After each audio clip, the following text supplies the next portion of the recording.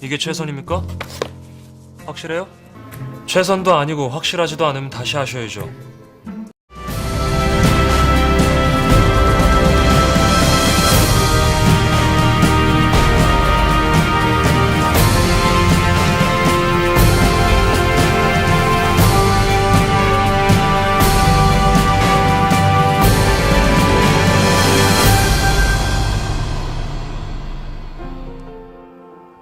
우리는 조상의 문화유산을 찬양하는 텍스트에 익숙해져 있습니다.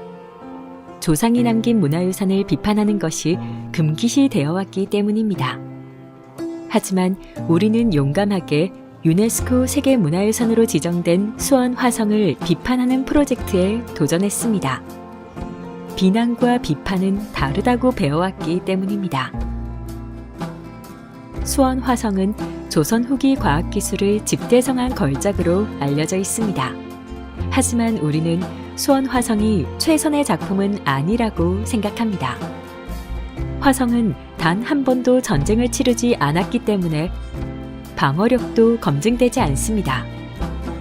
최선도 아니고 확실하지도 않다면 정약용 선생에게는 죄송한 일이지만 꼼꼼히 따져보아야겠습니다. 우리는 드론을 띄어 수원 화성의 곳곳을 새의 시선으로 바라보았습니다.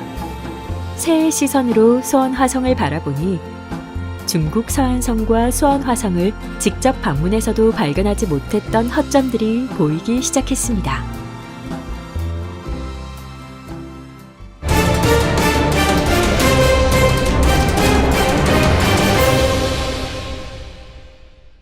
화성의 수문들은 상단에 포사를 만들어 수문 자체가 하나의 요새가 되도록 설계되었습니다. 하지만 물이 흐르는 홍해문은 쇠창살 문으로 방어할 수밖에 없었습니다. 쇠창살 문은 물에 항상 노출되어 있기 때문에 녹이 스는 부식 현상을 피할 수 없습니다. 또 적이 쇠창살 문을 절단하거나 절곡할 수 있는 가능성을 대비하지 못했습니다. 쇠창살을 절단하거나 절곡하는 기계는 당시 기술로 충분히 만들 수 있었습니다. 화면은 1588년 이탈리아 엔지니어 라멜리가 그린 도면인데 절단기와 절곡기를 사용하여 수문의 쇠창살 문을 제거하고 있는 장면입니다. 수원 화성의 가장 큰 문제점은 수원천이 화성을 관통하고 있다는 점입니다. 수원천은 북수문인 화홍문으로 들어와 남수문으로 빠져나가도록 설계되었습니다. 화성의 수문들은 홍수 때마다 큰 피해를 입었고 보수하는데 엄청난 비용이 들었습니다. 실제로 남수문은 1846년과 1922년 홍수로 인해 2번씩이나 유실되었습니다. 우리나라 읍성들은 진주성을 제외하고는 해자를 파거나 파더라도 물에 채워드는 경우가 거의 없었습니다. 전쟁이 나면 읍성을 버리고 산성으로 도망가는 전략 때문입니다. 하지만 진주성은 남강과 해자인 대사지를 잘 활용하여 읍성임에도 임진왜란 당시 큰 승리를 거두었습니다. 우리는 진주성 해자를 벤치마킹하여 수원천을 성 안에 포함하기보다는 과감하게 성 밖으로 빼서 해자로 활용해야 한다고 생각합니다.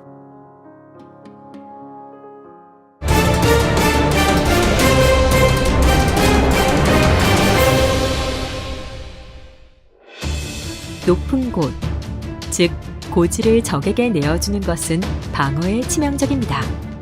수원 화성은 건설 비용을 줄이기 위해 팔달산 능선의 일부만을 본성에 포함시켰습니다. 대신 성 밖에 남아있는 능선은 용도를 만들어 지키도록 설계했습니다. 용도는 양쪽에 담이 있는 길을 말합니다.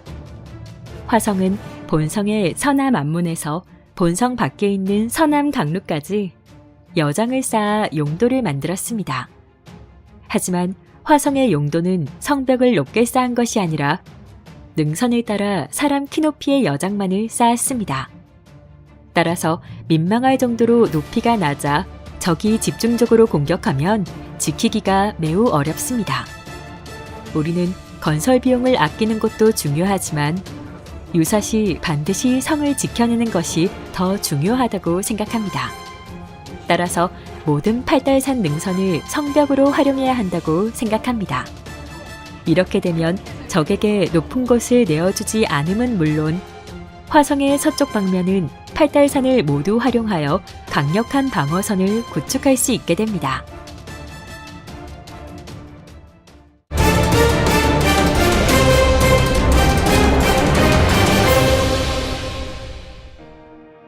바깥쪽만을 돌로 성벽을 쌓고 안쪽은 흙으로 다져 만든 이른바 외축 내탁 성벽은 단 한 곳이라도 적이 성벽을 타고 넘으면 성 전체가 함락하게 됩니다.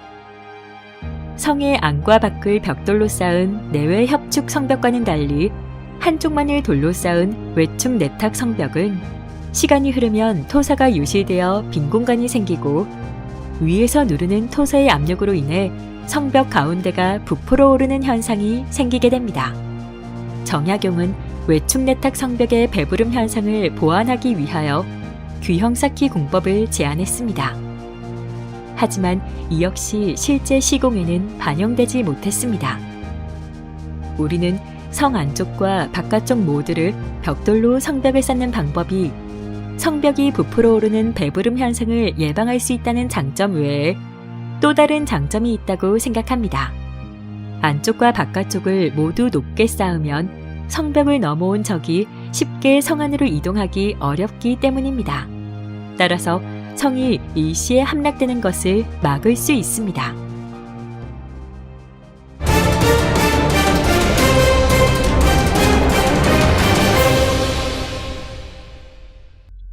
조선왕조실록에는 포루와 동북공심동과 관련된 재미있는 기록이 있습니다. 다만 초루나 돈대 등은 엉뚱한 모양만 낸 것 같아서 실용에 적합하지 않다. 이것은 수원 유수 조심태와 도청 이유경이 다투어 논쟁하던 것으로 결국 이유경의 주장에 따라 시행하게 되었지만 나의 본뜻은 아니다. 초루는 포루를, 돈대는 공심돈을 가리킵니다. 포루와 공심돈은 정조대왕이 평가한 것처럼 실용적이지 않을까요? 그렇지 않습니다. 우리는 포루와 공심돈이 매우 실용적이라고 생각합니다. 적을 측면에서 공격할 수 있는 치성도, 성벽 높이 때문에 발생하는 사각지대를 피할 수 없습니다. 하지만 포루는 성벽보다 낮은 높이에서 적을 측면 공격할 수 있기 때문에 사각지대를 없앨 수 있습니다. 공심도는 성벽보다 높은 위치에서 적의 동태를 살피고 화력을 지원할 수 있습니다. 비록 사각지대가 발생할지라도 공심돈 역시 반드시 필요한 시설이라고 생각합니다. 하지만 우리는 포루와 공심돈의 치명적인 약점을 지적하지 않을 수 없습니다. 포루와 공심돈은 밀폐된 구조로 인해 채광과 환기에 취약하다는 점입니다. 총구 외에는 빛이 들어오지 않기 때문에 어두워서 등불을 켜야만 합니다. 흑색 화약의 치명적인 약점은 발사 시 엄청난 연기가 발생한다는 점입니다.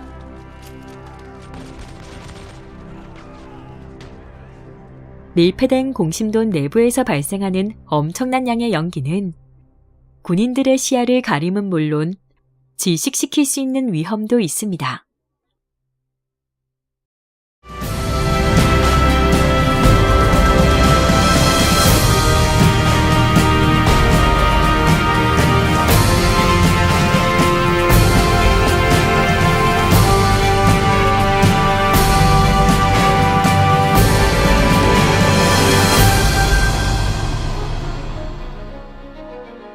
수원 화성은 정약용이 작성한 성설을 토대로 건설되었습니다.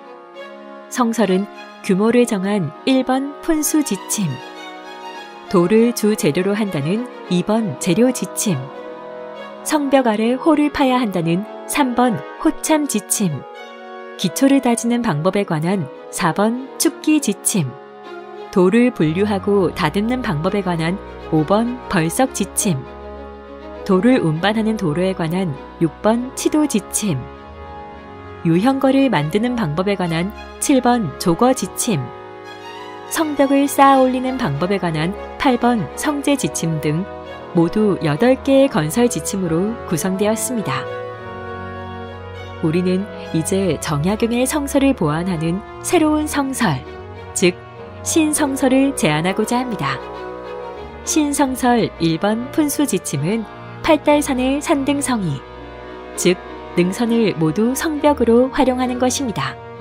이렇게 되면 화성 서쪽 지역은 완벽한 산성이 됩니다. 신성설 2번 재료 지침은 벽돌을 주 재료로 활용하는 것입니다. 벽돌을 사용하면 다양한 시설물을 다양한 형태로 빠르고 튼튼하게 건설할 수 있습니다. 신성설 3번 성제 지침은 안쪽과 바깥쪽을 모두 성벽으로 쌓는 내외 협축 공법으로 방어력을 높이는 것입니다. 더불어 행궁을 둘러싼 내성을 건설하여 한 곳이 뚫린다고 해서 방어선이 일시에 무너지지 않도록 해야 합니다. 왕이 머무르는 행궁까지 있는 화성인데 내성을 생략해서는 안 됩니다.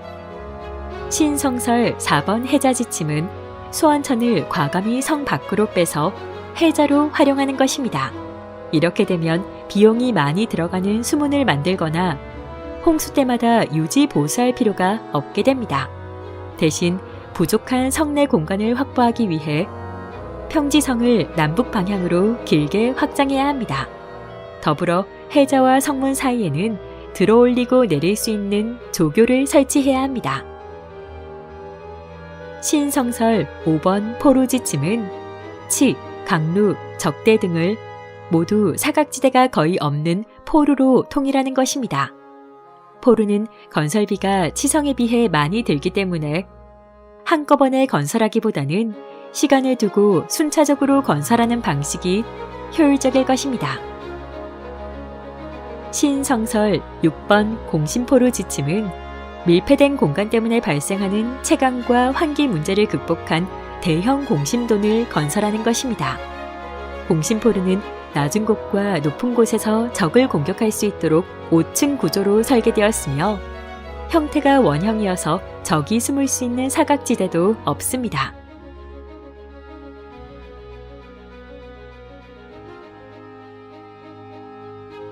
지면 높이인 1층에서는 화포를, 성벽 높이보다 낮은 2층에서는 승자 총통을, 성벽 높이에 해당하는 3층에서는 조총을, 성벽보다 높은 4층과 5층에서는 조총 또는 활을 쏠 수 있도록 설계되었습니다.